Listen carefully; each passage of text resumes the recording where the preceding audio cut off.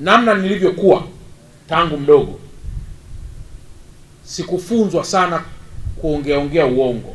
Mara nyingi watu wanaweza kanichukia sana hata namna ninavyozungumza na watu, lakini kwa sababu ya orientation niliyoipata tangu nikiwa mdogo. Kwa hiyo Mufti, tunapokuwa kwa pamoja katika sadaka hizi, tunataka kina mama hawa washiriki katika kuomba, washiriki katika dua, lakini washiriki katika kuhakikisha taifa letu linaendelea kuwa na amani, na hasa nyakati hizi za kuelekea katika chaguzi. Mivurugano huwa ni mingi sana na uongo huwa ni mwingi sana.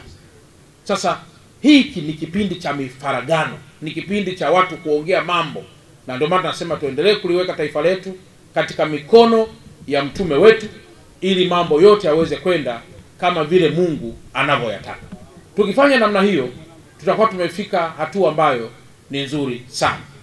Kwa hiyo Mufti na Sheikh Mkuu wa Tanzania, sisi hatuna jingine, lakini zaidi ni kwamba hiki ni chakula ambacho tuliona mama mmoja akishiriki katika sadaka hii, nyuma yake ana watoto,